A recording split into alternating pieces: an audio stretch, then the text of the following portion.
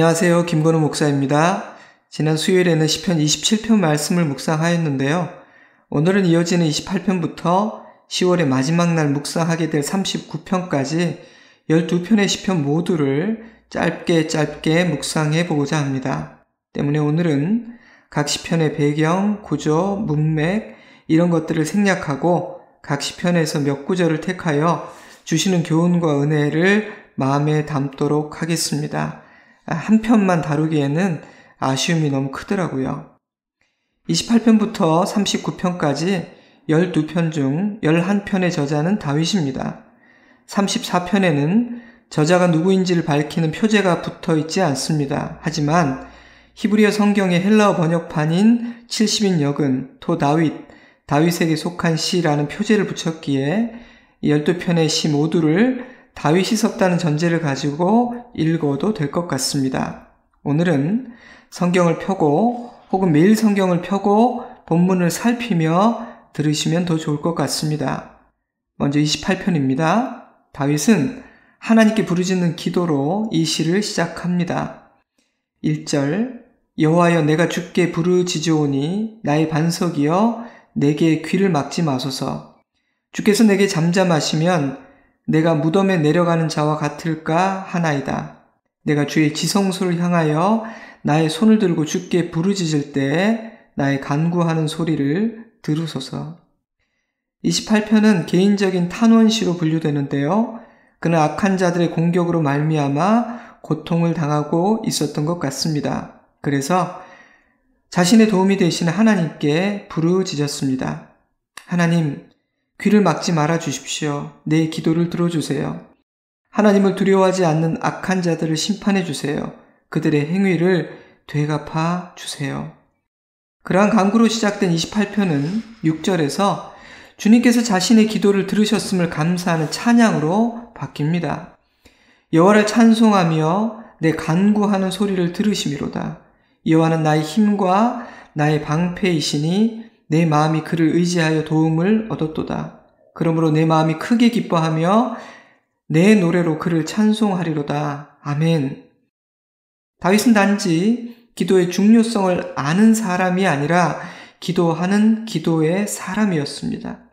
진실로 하나님을 의지했기 때문이죠. 그에게는 하나님밖에 없었기 때문입니다. 그래서 다윗은 항상 기도했지만 사면 초가와 같은 환난의 날에는 더욱 기도했습니다. 그에게 가장 두려운 일은 원수나 풍랑이 아니라 하나님의 침묵, 하나님이 그를 떠나시는 것이었습니다.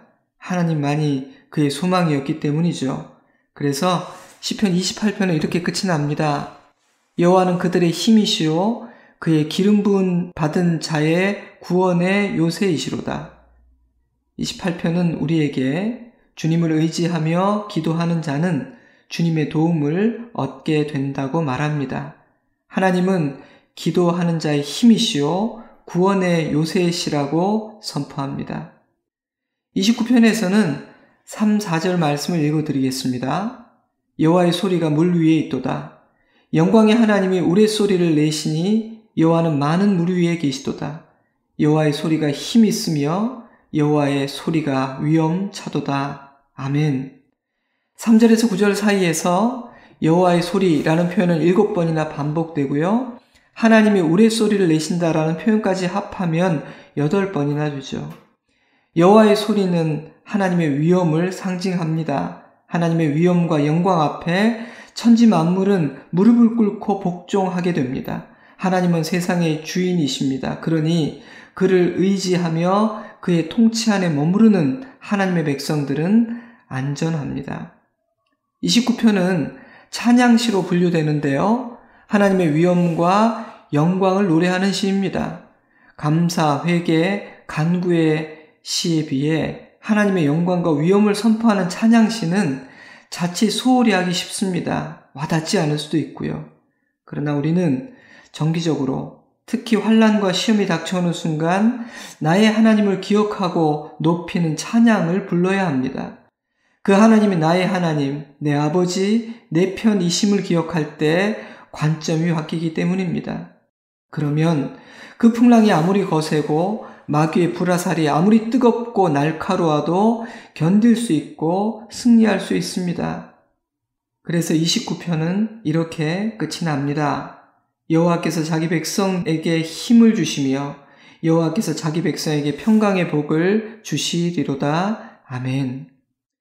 30편에서는 5절과 11절을 읽어드리겠습니다. 그의 노염은 잠깐이요 그의 은총은 평생이로다. 저녁에는 울음이 깃들지라도 아침에는 기쁨이 오리로다. 주께서 나의 슬픔이 변하여 내게 춤이 되게 하시며 나의 베옷을 벗기고 기쁨으로 띠우셨나이다. 아멘. 노여움, 슬픔, 울음, 수월, 무덤. 이 시에 가득한 어두운 표현들로 짐작해 보건대 다윗은 큰 고난을 통과하였음이 분명합니다. 많은 학자들은 다윗이 중한 병에 걸려 생사를 오갔으며 원수들은 그가 죄를 지었기 때문에 징계를 받는 것이라고 심판받는 것이라고 조롱했다라고 설명합니다. 그러나 하나님은 다윗의 기도를 들으셨고 그를 고쳐주셨습니다. 원수가 이기지 못하게 하신 것이죠. 이러한 경험을 통해 그가 깨닫게 된 사실이 조금 전 읽어드린 5절 말씀입니다. 그의 노염은 잠깐이요 그의 은총은 평생이로다. 저녁에는 울음이 깃들지라도 아침에는 기쁨이 오리로다. 고난의 터널을 통과할 때 우리는 하나님의 노염과 그로 인한 나의 울음이 영원할 것이라는 생각을 하며 절망에 빠지기 쉽습니다. 충분히 그럴 수 있다고 저는 생각해요. 고난은 만만치 않고 우리는 너무나 약하고 우리의 믿음은 참으로 보잘것없기 때문입니다. 그러니 나는 그렇지 않을 것이다. 자만하지 마세요. 낙심하고 절망한 이들을 인자와 사랑으로 대해 주십시오. 다윗도 많이 낙심했던 것 같습니다. 하지만 그는 자신의 체험을 통해 이렇게 결론을 내리죠. 나의 감정, 나의 생각이 틀렸어. 그의 노여움은 잠깐이요 그의 은총은 영원해. 슬픔에 잠겨 잠들지라도 아침에는 기쁨이 찾아온다. 하나님께서 나의 슬픔을 춤으로 바꾸시고 베옷을 벗기고 기쁨의 옷을 입혀 주시더라. 너에게도 하나님은 그리 하실 것이다. 이 아침 다윗의 찬양 앞에서 아멘 하는 저와 여러분이기를 바랍니다. 31편에서는 19절 20절 말씀을 읽어 드리겠습니다. 주를 두려워하는 자를 위하여 쌓아두신 은혜, 곧 주께 피하는 자를 위하여 인생 앞에 베푸신 은혜가 어찌 그리 큰지요. 주께서 그들을 주의 은밀한 곳에 숨기사 사람의 꾀에서 벗어나게 하시고 비밀이 장막에 감추사 말다툼에서 면하게 하시리이다. 4절에서 다윗이 그들이 비밀이 친 그물에서 건져달라고 간구했던 것을 생각해 볼 때 그는 원수의 계략에 빠져 곤경에 처했던 것 같습니다. 9절에서 13절 말씀을 읽어보면 상황이 아주 나빴던 것 같아요. 게다가 그가 의지할 사람도 그를 변호해 주는 이도 없었습니다.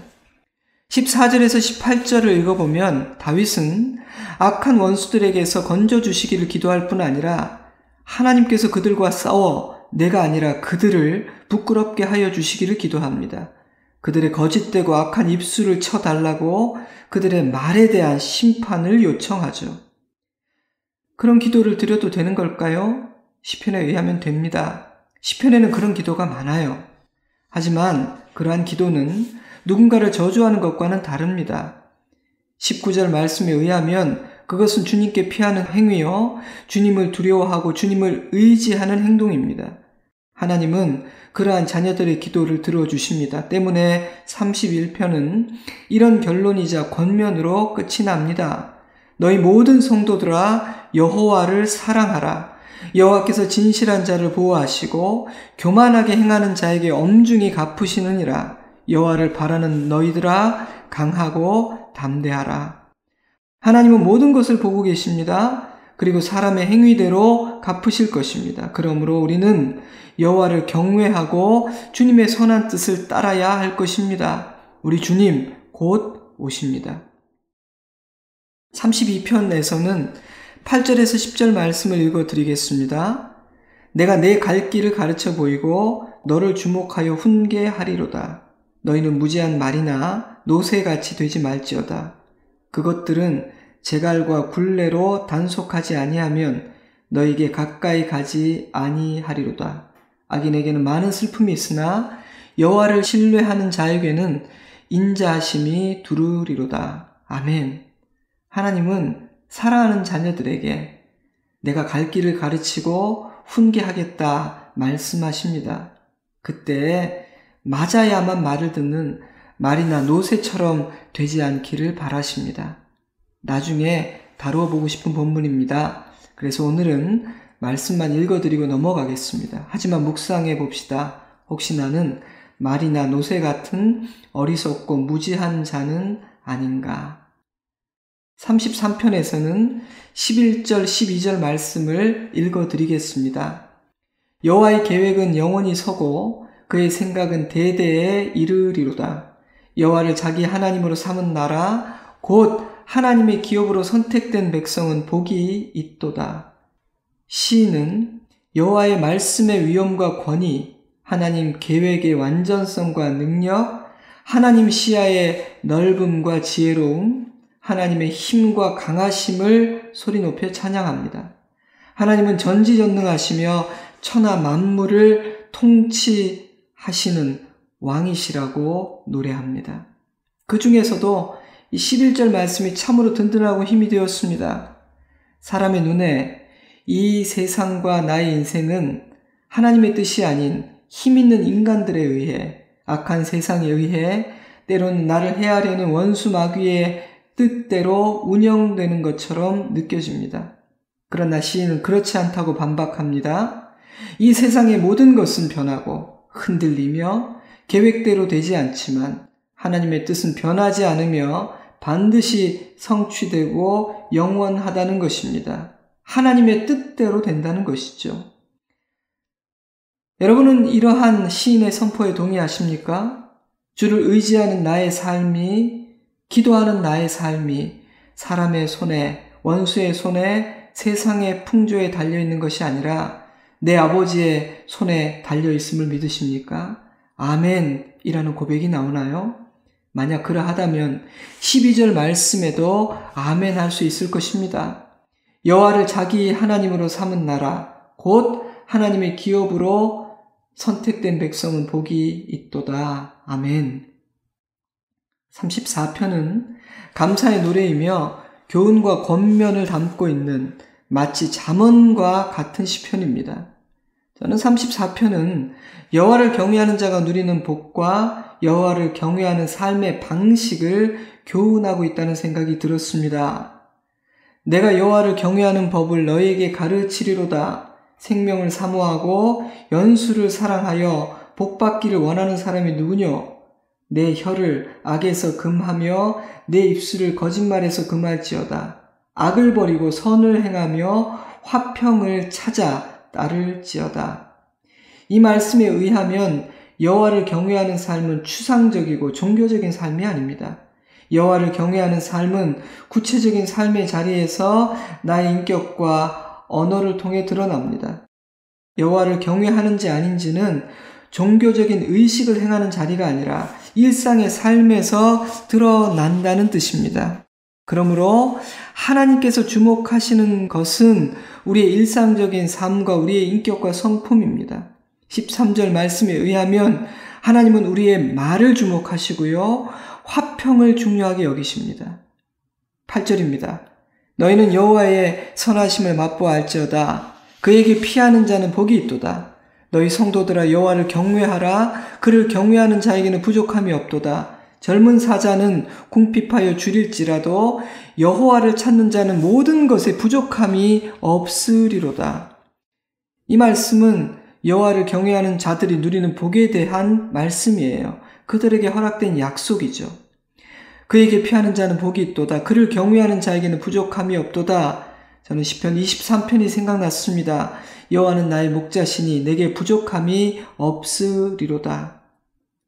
하나님을 경외하는 자는 이런 복도 누리게 됩니다. 15절 여호와의 눈은 의인을 향하시고 그의 귀는 그들의 부르짖음에 기울이시는도다. 의인은 고난이 많으나 여호와께서 그의 모든 고난에서 건지시는도다. 그의 모든 뼈를 보호하시며 그 중에서 하나도 꺾이지 아니하도다. 이런 말씀들은 단지 다윗의 경험담이 아니라 다윗의 입술을 통해 주시는 하나님의 약속입니다. 만약 너희가 나를 경외하고 나에게 피한다면, 나를 의지한다면 내가 이런 일들을 행할 것이다. 그러니 너는 내 말을 믿기만 하면 된다. 라고 약속하고 계시는 것이죠. 다윗은 이런 은혜를 경험한 사람이었습니다. 그러니 이 찬양은 그의 간증입니다. 그래서 그는 이 말씀을 듣는 우리들이 여호와의 선하심을 맛보아 알기를 바랍니다. 사랑하는 성도 여러분, 저와 여러분이 다른 사람들의 간증을 듣고 좋겠다 부러워하는 자가 아니라 맛보아 아는 자, 노래하는 자이기를 주님의 이름으로 축복합니다. 35편은 28절이나 되는 긴 시인지라 매일 성경은 이틀에 나누어 묵상하도록 했는데요. 그중 몇 구절을 읽어드리겠습니다. 1절, 여호와여 나와 다투는 자와 다투시고 나와 싸우는 자와 싸우소서. 방패와 손방패를 잡으시고 일어나 나를 도우소서. 5절, 그들을 바람 앞에 겨와 같게 하시고 여호와의 천사가 그들을 몰아내게 하소서. 그들의 길을 어둡고 미끄럽게 하시며 여호와의 천사가 그들을 뒤쫓게 하소서. 25절, 그들이 마음속으로 이루기를 소원을 성취하였다 하지 못하게 하시며 우리가 그를 삼켰다 말하지 못하게 하소서. 나의 재난을 기뻐하는 자들이 함께 부끄러워 낭패를 당하게 하시며 나를 향하여 스스로 뽐내는 자들이 수치와 욕을 당하게 하소서. 아멘. 다윗은 하나님의 구원과 도움을 바랄 뿐 아니라 악인이 망하기를, 그들이 심판받기를 기도합니다. 그들의 악한 꾀가 성공하여 자만하지 못하도록 그들이 수치를 당하게 하여 달라고 간구합니다. 물론 다윗이 아무런 까닭 없이 그리고 매우 악한 마음으로 누군가를 저주하고 있는 것이 아닙니다. 자신이 죄를 지어 고통당하고 있음에도 불구하고 뻔뻔하게 이런 기도를 드리고 있는 것도 아닙니다. 다윗은 하나님의 공의로운 판단을 요청합니다. 악인들의 승리는 악의 승리처럼 보일 수 있기에 자신의 수치와 고난이 하나님의 이름에 누가 되지 않기를 기도하고 있는 것입니다. 이 시 전체의 시제로 볼 때 다윗은 아직 완전한 기도의 응답을 보지는 못한 상황인 것 같습니다. 하지만 기도 중에 믿음이 생겼던 것 같아요. 그래서 이렇게 외칩니다. 9절입니다. 내 영혼이 여호와를 즐거워하며 그의 구원을 기뻐함이로다. 내 모든 뼈가 이르기를 여호와 같은 이가 누구냐? 그는 가난한 자를 그보다 강한 자에게서 건지시고 가난하고 궁핍한 자를 노력하는 이에게서 건지시는 이라 하리로다. 아멘. 할렐루야. 사랑하는 성도 여러분, 여러분에게 어려움이 있습니까? 억울함이 있나요? 불화살이 날아옵니까? 그렇다면 하나님에게 하소연하시기 바랍니다. 사람의 판단을 구하지 말고 하나님께 공의로운 판단을 요청하시기 바랍니다. 36편은요, 37편과 그 주제나 내용 면에서 연결되는 면이 있기 때문에 간단하게 넘어가겠습니다. 7절입니다. 하나님이여 주의 인자하심이 어찌 그리 보배로우신지요. 사람들이 주의 날개 그늘 아래 피하나이다. 그들이 주의 집에 있는 살찐 것으로 풍족할 것이라. 주께서 주의 복락의 강물을 마시게 하시리이다. 다윗은 악인의 형통과 세상의 부조리함을 탄식합니다. 그러한 그가 의지하는 것은 여호와의 인자하심과 성실하심입니다. 그는 인자하신 주님의 날개 그늘 아래 피하는 자는 보호를 받게 되고 풍족하게 될 것이라고 노래합니다. 37편은 40절이나 되는 긴 시인데요. 이렇게 시작이 되죠. 악을 행하는 자들 때문에 불평하지 말며 불의를 행하는 자들을 시기하지 말지어다. 다윗의 때나 지금이나 의인은 핍박을 받고 악인은 형통하는 경우가 적지 않습니다. 이 세상에서는요, 선은 약하고 악은 강하며 돈과 권력과 인맥과 같은 것들이 힘이 무척 세 보입니다. 그러나 다윗은 악인을 부러워하거나 불평하지 말라고 말합니다. 왜입니까? 첫째로 그들은 하나님의 심판을 피할 수 없을 것이기 때문입니다. 그들은 곧 풀과 같이 배임을 당하고 속히 쇠잔할 것입니다. 둘째로 하나님께서 자기 백성들을 지키시기 때문입니다. 9절입니다. 진실로 악을 행하는 자들은 끊어질 것이나 여호와를 소망하는 자들은 땅을 차지하리로다. 잠시 후에는 악인이 없어지리니 내가 그곳을 자세히 살필지라도 없으리로다. 그러나 온유한 자들은 땅을 차지하며 풍성한 화평으로 즐거워하리로다. 23절입니다. 여호와께서 사람의 걸음을 정하시고 그의 길을 기뻐하시나니 그는 넘어지나 아주 엎드려지지 아니함은 여호와께서 그의 손으로 붙드심이로다. 내가 어려서부터 늙기까지 의인이 버림을 당하거나 그의 자손이 걸식함을 보지 못하였도다. 그는 종일토록 은혜를 베풀고 꾸어주니 그의 자손이 복을 받는도다. 아멘. 할렐루야. 다윗은 인간의 걸음과 그 끝은 오직 하나님이 정하시고 하나님이 운행하신다고 말합니다. 그러니 잠깐 세상에서 악인이 형통하는 것을 보며 분노하고 원망하는 것은 어리석은 일이라는 것이죠. 그들은 멸망할 것이요 하나님의 백성들은 하나님의 보호하심을 받게 되며 하나님은 그들의 후손까지도 책임져 주시기 때문입니다. 여러분은 이 말씀을 믿으시나요? 아멘이 나옵니까? 그렇다면 불의하고 불공정한 세상에서 살아가는 성도는 무엇을 해야 할까요? 3절입니다. 여호와를 의뢰하고 선을 행하라. 땅에 머무는 동안 그의 성실을 먹을거리로 삼을지어다. 또 여호와를 기뻐하라. 그가 내 마음의 소원을 내게 이루어 주시리로다. 내 길을 여호와께 맡기라. 그를 의지하면 그가 이루시고 내 의를 빛같이 나타내시며 내 공의를 정오의 빛같이 하시리로다. 여호와 앞에 잠잠하고 참고 기다리라. 자기 길이 형통하며 악한 꾀를 이루는 자 때문에 불평하지 말지어다. 27절입니다.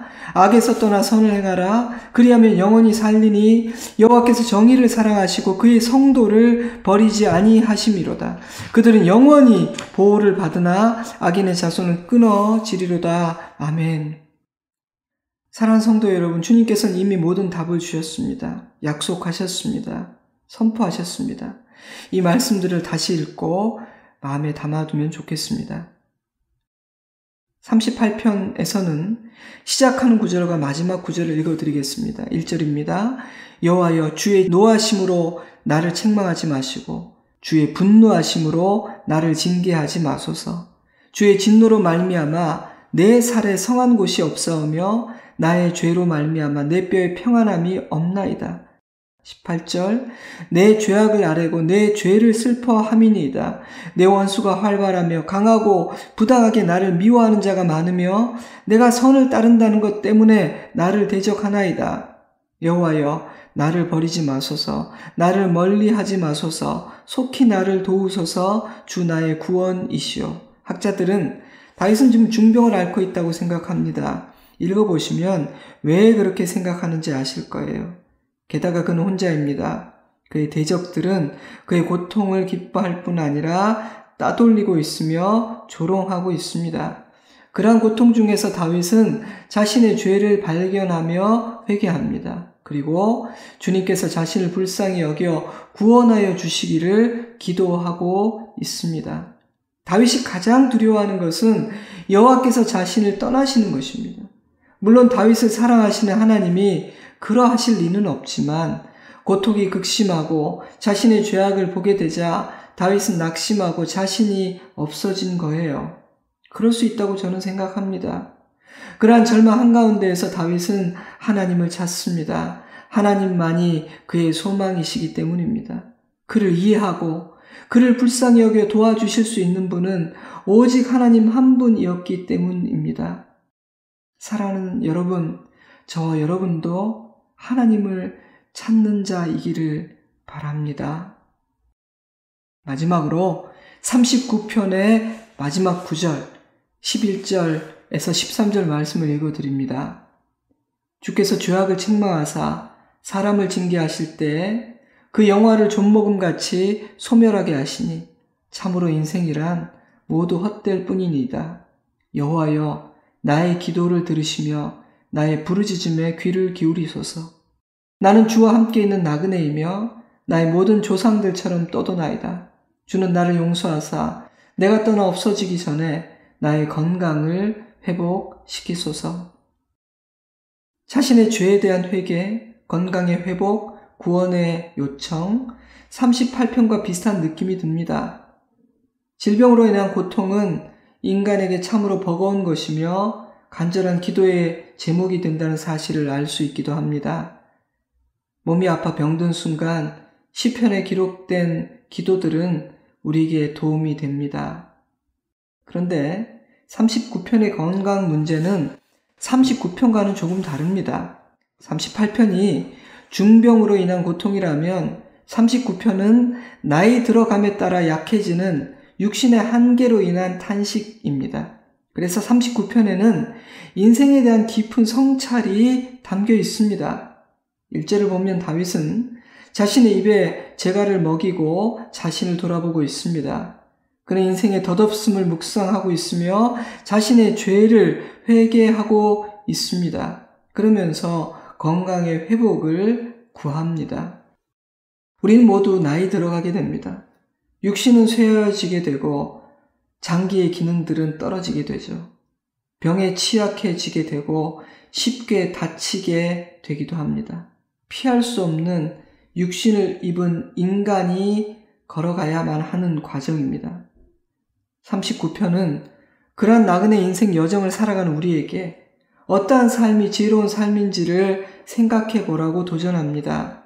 저는 노년의 다윗이 이렇게 고백한 것이 마음에 와닿았습니다. 7절입니다. 주여, 이제 내가 무엇을 바라리요? 나의 소망은 주께 있나이다. 아멘. 오늘 이 아침 우리에게도 이 고백이 있기를 바랍니다. 더 나이 들어 늙어가기 전에 우리에게 이 고백이 있기를 바랍니다. 다윗이 노년에 고백하고 있는 이 지혜, 이 깨달음이 오늘 우리에게 있다면 내 남은 삶을 어떻게 살아야 할지 방향을 잡을 수 있으리라 믿습니다. 오늘은 너무 많은 시편을 다루어서 정리를 못하겠습니다. 다시 한번 시편 말씀들을 찾아 읽으며 하나님께서 내게 주신 음성을 들으시면 좋겠어요. 오늘부터 10월의 마지막 날까지 한 편 한 편 다시 묵상해 보면 좋겠습니다. 그런 다음 나에게 주신 주님의 음성을 마음에 새기고 믿음으로 선포하고 기도할 수 있다면 더 좋겠습니다. 오늘 이 전체 12편에 대한 간략한 나눔을 들으면서 이렇게 귀한 말씀이었나? 다시 읽어봐야지 시편을 사랑하는 마음 주시면 좋겠습니다. 이 시간 잠시 눈을 감고 오늘 내게 주시는 하나님의 음성을 듣고 성령께서 주시는 기도의 제목들을 따라 소리내어 기도하는 시간을 가지면 좋겠습니다. 잠시 반주를 넣어드리겠습니다. 저는 주일에 뵙겠습니다. 사랑합니다. 축복합니다. 그리고 늘 여러분들에게 감사를 드립니다. 샬롬.